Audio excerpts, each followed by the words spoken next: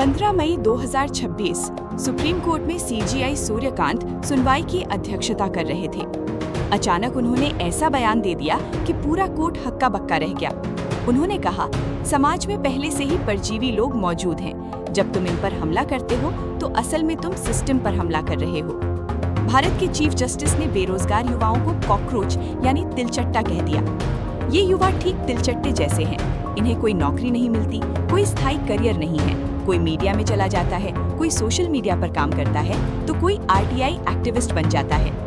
उनमें से कुछ और ज्यादा एक्टिव होकर सीधे देश पर हमला बोल देते हैं। सोचिए, जिस देश में कुछ दिन पहले ही नीट पेपर लीक हो गया, जहां लाखों युवा बेरोजगार हैं, अच्छी नौकरी नहीं मिलती, अच्छा वेतन नहीं मिलता, काम का माहौल खराब है, महंगाई आसमान छू रही है, उस देश में सुप्रीम कोर्ट का चीफ जस्टिस ऐसा बयान दे दे। खबर फैली और पूरा देश स्तब्ध रह गया। लेकिन अगले दिन सीजीआई सूर्यकांत ने स्पष्ट किया कि उनकी बात को गलत तरीके से पेश किया गया है और उनका बयान भारतीय युवाओं के बारे में नहीं था।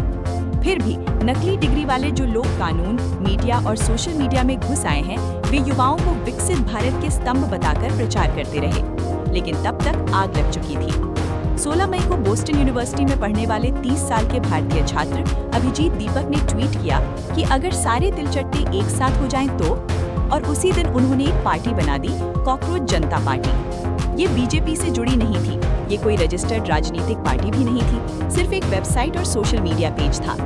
मजाक के तौर पर इंटरनेट पर ऐसे पेज रोज बनते हैं, बीफ जनता पार्टी, भारतीय जुमला पार्टी वगैरह। ये ट्रेंड 2-3 दिन में खत्म हो जाते हैं। कॉकरोच जनता पार्टी भी मजाक के लिए ही बनाई गई थी। मेंबरशिप फॉर्म में सिर्फ 3 सवाल थे। क्या तुम आलसी हो?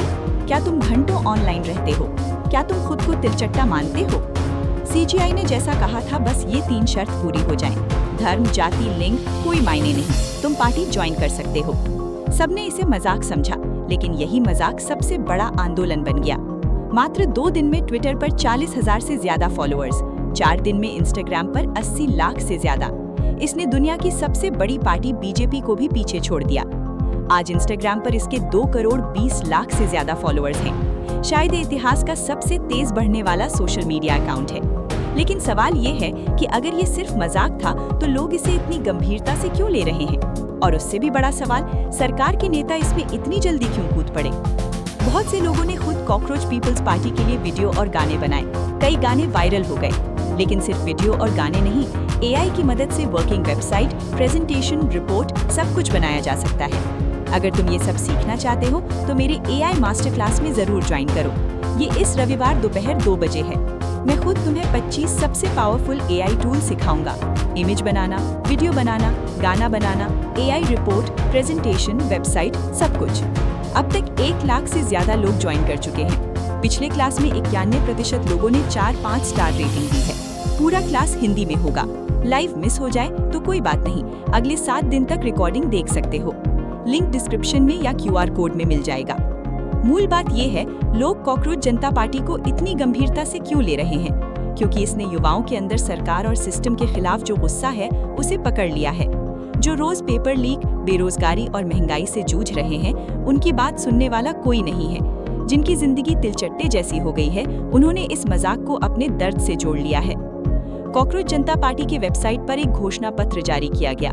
उसमें 5 बड़ी मांगे थीं। कोई चीफ जस्टिस रिटायरमेंट के बाद संसद की सीट नहीं पाएगा। अगर कोई वैध वोट डिलीट होता है तो मुख्य चुनाव आयुक्त को यूएपीए में गिरफ्तार किया जाएगा। महिलाओं को संसद और कैबिनेट में 50% आरक्षण। अंबानी अदानी के मीडिया हाउस का लाइसेंस रद्द। कोई सांसद दल बदल करे तो 20 साल तक चुनाव नहीं लड़ सकेगा। इन मांगों के पीछे सिस्टम की असली कमियां छिपी हैं। यही बात बीजेपी और मोदी को सबसे ज्यादा डराती है। जब चीफ जस्टिस अंबेडकर जैसे गंभीर मुद्दों पर बोलने लगे, तब असली समस्या शुरू हुई। उन्होंने नीट पेपर लीक के लिए शिक्षा मंत्री धर्मेंद्र प्रधान के इस्तीफे की मांग की। आज हम एक पिटीशन शुरू कर रहे हैं जिसमें शिक्षा मंत्री का इस्तीफा मांगा जा रहा है। ये वीडियो 1 घंटे में 1 करोड़ से ज्यादा बार देखा जा चुका है। ये देश के लाखों छात्रों की निराशा और गुस्से की आवाज है। आखिरी बात, नए कपड़ों वाले राजा की कहानी में एक छोटा बच्चा सच्चाई बोल देता है। ताकतवर लोग सबसे ज्यादा तब डरते हैं जब कोई सच्चाई बोल देता है। नरेंद्र मोदी के सिर पर भी जेन जी का भूत सवार है। 21 मई को सीजेपी का ट्विटर अकाउंट भारत में ब्लॉक कर दिया गया। फिर इंस्टाग्राम हैक की कोशिश, वेबसाइट बंद, धमकियां, जान से मारने की धमकियां, सब हुआ। लेकिन इससे एक बात साफ हो गई कि सरकार कितनी कमजोर और डरी हुई है।